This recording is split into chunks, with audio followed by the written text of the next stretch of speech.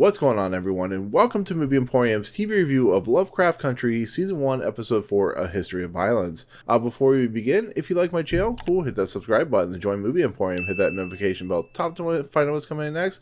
Hey, if you like this video, cool, hit the like button, as well as commenting below on any video to watch, including this one. So this was an unexpected surprise. We got Episode 4 early, Friday night instead of Sunday night, so here I am reviewing it. I didn't know it was coming out to like midnight, so it's really late when I'm recording this. This episode was much better. It was much more exciting. It was much more entertaining than the last episode. There's a lot of people that loved the last episode. That's perfectly fine. I did not. I think it was, really off kilter from what Lovecraft Country is known for doing in the last few episodes. But I think, honestly and truly, this is where the season is where I expected to go, or where I wanted it to go, to give us more information on this society that is connected to Atticus's character, or Tick's character, and what is exactly is going on.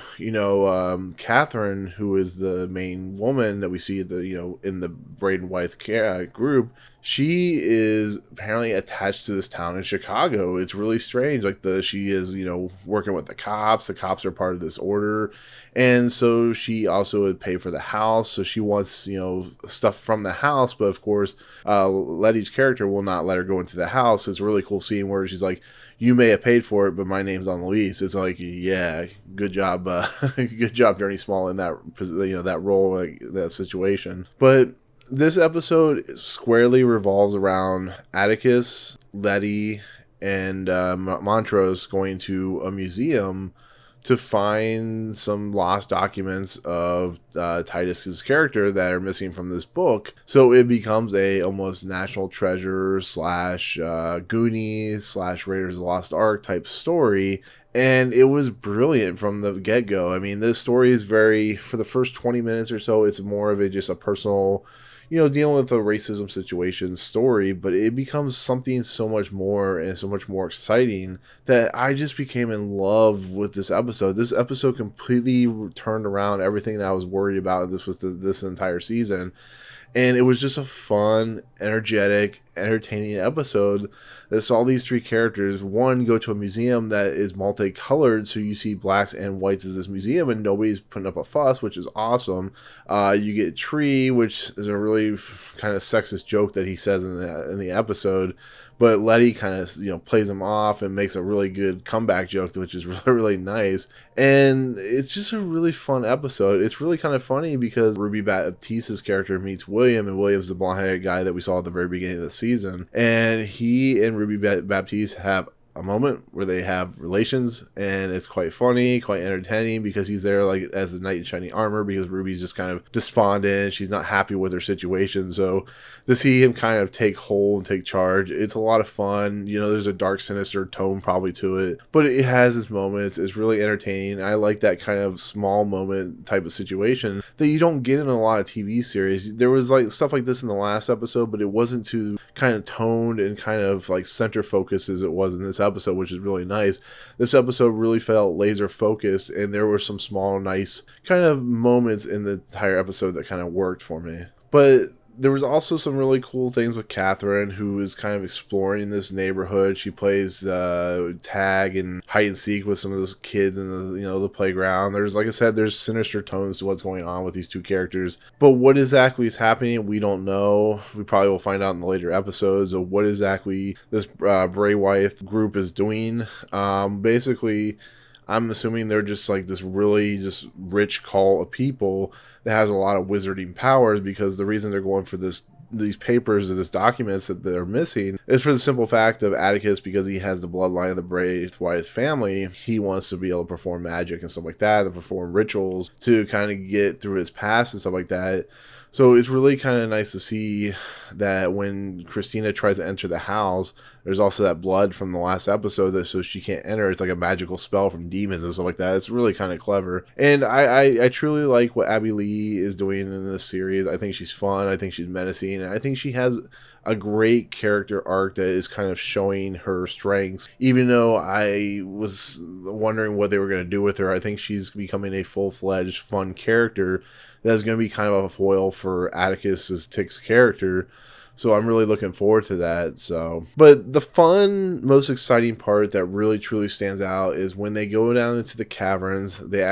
Montrose is talking to a security guard that lets them to the caverns where, this museum is holding artifacts and trinkets that Titus Braithwhite has donated to this area. So there's some sinister stuff going on in Chicago in this area, which is why maybe the last episode worked a little bit better, because there are some interesting mysteries going on that even Christina knew about this house. So it's a really fascinating thing that's going on. Anyways, they go down into the caverns, and the first thing they see is this structure, and they are able to enter it, and then they find this big long board similar to something maybe out like Indiana Jones and the Last Crusade, and in order to get across it, they have to walk across the board, so they tie themselves up, and there are booby traps similar to Goonies in this. So we see a big long swinging axe, and then we see it almost cut and hurt Letty's character, and as Atticus walks across the board,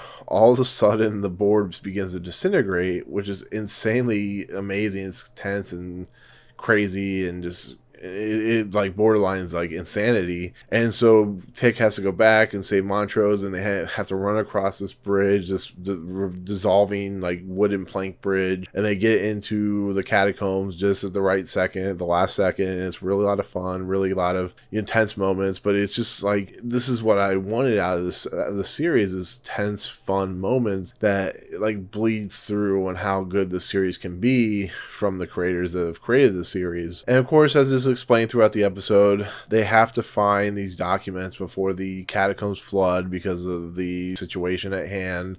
And there's a lot of cool sequences where we see dead people, dead skeletons. They find a elevator shaft, which is going to be, an elevator comes down, so it's going to be used later on. And then they end up in this, this sculpture or whatever, or this thing that basically they find the hand of a dead person in it as a key. So what does Atticus do? He puts his hand in it, and at first you think he's going to lose his hand. No, because he has the blood of the Braithwhite family. It actually takes his blood and injects it into the stone itself, which lowers a drop ladder type of thing. So they climb up the ladder, and similar to Goonies, they're in this big ship, like pirate ship of situation. It's a really cool scene. There's like skeletons all over the place, and they get to this one skeleton that reanimates itself. It's a really cool, really fun. The CGI is not that great, but it's a really kind of harrowing, scary, kind of adventure level sequence. And when this woman finally reanimates, we see she's a half woman, half man. She's representing both parties, and she and Atticus can talk to one another, which is really cool. Now, similar to the goblet or the cup of Christ and stuff like that in Last Crusade, once they take the scrolls of Titus Braithwhite, the documents, it basically sets off a trap, which causes water to flood in. They basically are able to take the woman that is reanimated and get him to the elevator shaft. And of course, Letty at the last moment was able to get the parchment and stuff like that. And they get up the elevator, and all of a sudden, the woman who's been reanimated squeals like a banshee, or like a harlequin or something like that, where it's really loud, like Black Canary in a lot of ways. And we get to the end of this episode. Everything seems good. We have this woman who's going to be able to help Atticus with the Braithwhite stuff and stuff like that. And Montrose goes into the room, shuts the door, and flat out murders this woman by slitting her throat. And I was like, holy crap, this is insane. What does this mean about Montrose? What is truly going on in this town? Is Montrose under some kind of spell? Is he made a pact with the Braithwhite family?